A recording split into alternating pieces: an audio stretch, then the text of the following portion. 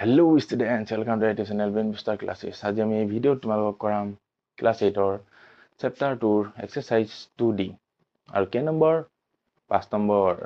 আগৰ ভিডিঅ'ত আমি 4 নম্বৰলৈ কৰাইছো, তো তোমালোকে এই ভিডিঅ'ত 5 নম্বৰ পাবা। তেন্তে বলা আজি ভিডিঅ'লৈ আগবাঢ়ো।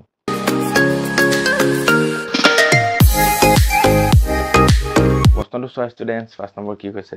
এজন ফল বিক্ৰী কৰা লোকে 60 টকা দৰ্জন দৰত কল, মানে 1 ডজনত কিমান 60 টকা। 1 ডজনত কেইটা থাকে? 12টা।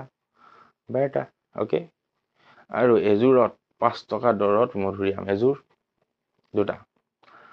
5 টকা দৰত মধুৰিআম বিক্ৰী কৰি দিনটোত মুঠ 935 টকা পালে। যদি মধুৰিআমৰ সংখ্যাতকৈ 22টা কল বেছিকৈ বিক্ৰী হৈছিল, তেন্তে প্ৰতিবিধ ফলৰ কেইটাকে বিক্ৰী হ'ল? এতিয়া ফাৰ্ষ্টটো হ'ল কি, ইয়াত কৈছে চোৱা 60 টকা দৰ্জন দৰত, মানে 1 ডজনত কিমান? 12টা, মানে 12টাত কিমান? 60 টকা। এটাত কিমান হ'ব? 60 ডিভাইডেড বাই 12। এইটো উলিয়াই লৈছো দেই। আৰু কৈছে যে দুটাত কিমান? এজোৰত দুটা কিমান টকা? 5 টকা। এটাত কিমান হ'ব? 5/2। এইটো কিমানৰ? কলৰ। এইটো এইটো মধুৰিআমৰ দেই। চৰি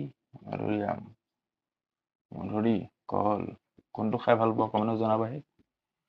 বিকিটো বেছি এইটোৱে কৈছে। হৈ গ'ল। এতিয়া কৈছে প্ৰশ্নটো মতে পাতি লওঁ, লেটটো ধৰি লওঁ। কি ধৰিব লাগিব? লেট বিক্ৰী হৈছিল, তেন্তে কোনবিধ ফল কেইটাকে বিক্ৰী হৈছিল? এতিয়া সাপোজ ফাৰ্ষ্ট ধৰিম আমি লাষ্টৰ লাইনটো চোৱা। যদি মধুৰিআমৰ সংখ্যাতকৈ 22টা কল বেছিকৈ বিক্ৰী হৈছিল, মধুৰিআমৰ যিমান বিক্ৰী হৈছে তাতকৈ 22টা কল বেছিকৈ বিক্ৰী হৈছে। তো আমি কলৰ বিষয়ে এটা ইনফৰমেশ্যন দিয়া আছে, 22টা বেছি হৈছে বুলি। মধুৰিআমৰ বিষয়ে 0, তো মধুৰিআমটো ধৰি লওঁ। ধৰো বিক্ৰী হোৱা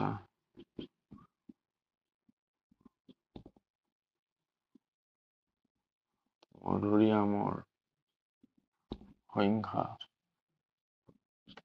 x। আখৰ ধৰিব নোৱাৰিলে আৱাজতে গম পাই যাবা। আৰু বা কলৰ বিক্ৰী হোৱা কলৰ সংখ্যা দেই।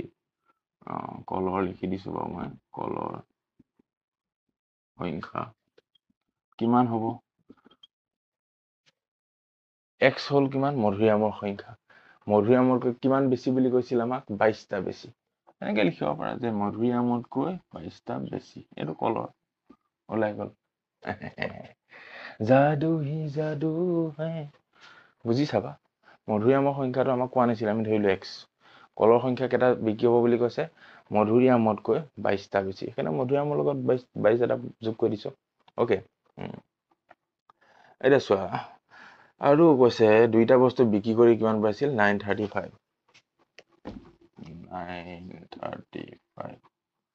আৰু সংখ্যাটো পাই গ'ল কিমান আছে? মধুৰিআম এক্সট্ৰা আছিল, কল আছিল x + 22টা হ'ল।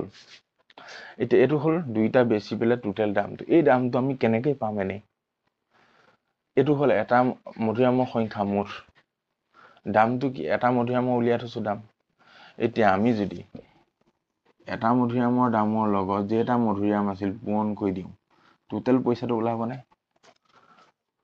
সাপোজ মই ক'লো তুমি 25 টকা খৰচ কৰিলা। ক'ত খৰচ কৰিলা বুলি ক'লে? x তাত আৰু x + 3 তাত।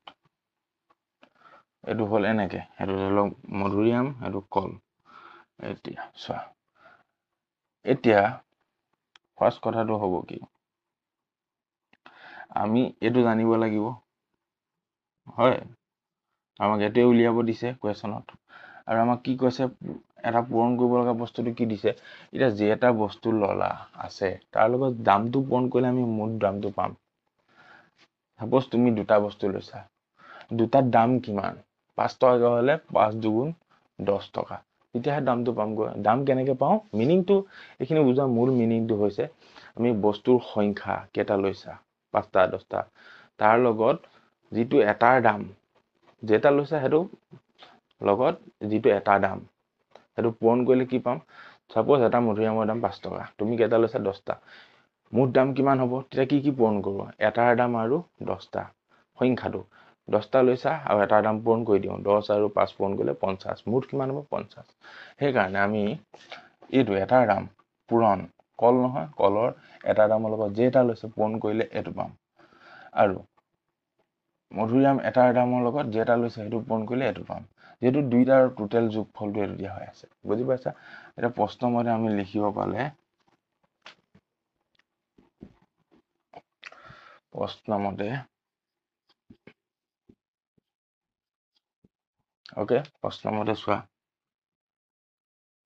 মধুৰিআমৰ সংখ্যা কিমান x, এটাৰ দাম কিমান মধুৰিআম 5/2 প্লাছ কলৰ দাম কিমান x প্লাছ সংখ্যা আৰু দেই ইকুৱেল এটাৰ দাম কিমান 5 টকা। তো এতিয়া এই দুটা পূৰণ কৰি এই দুটা পূৰণ কৰি যোগ কৰি দিলে মুঠ দামটো পাম, বুজি পাইছা।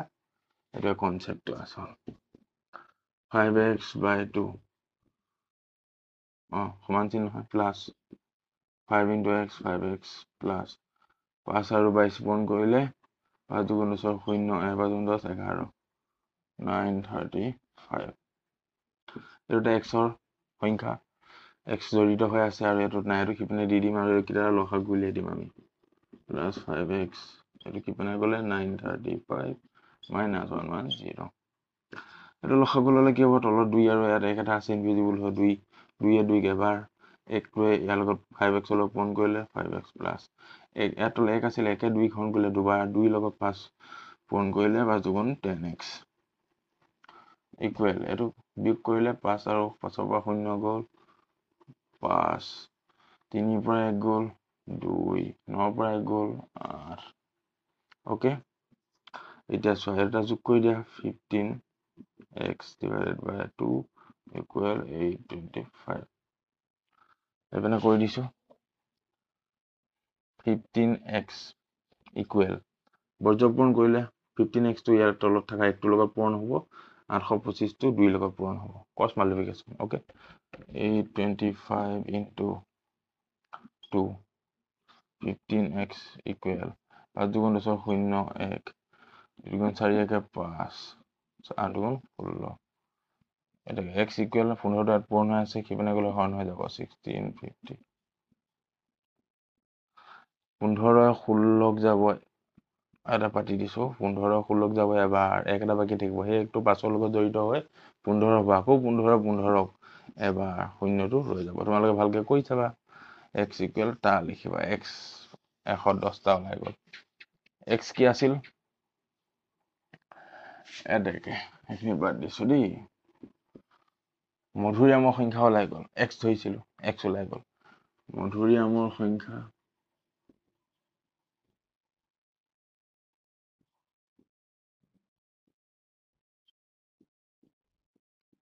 110টা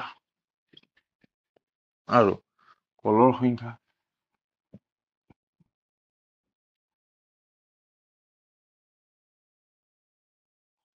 সংখ্যা কিমান x + 22 x + 22 110 x ৰ মান 110 + 22 2 3 132টা। ঠিক আছে, অংকটো এইকণতে হৈ গ'ল।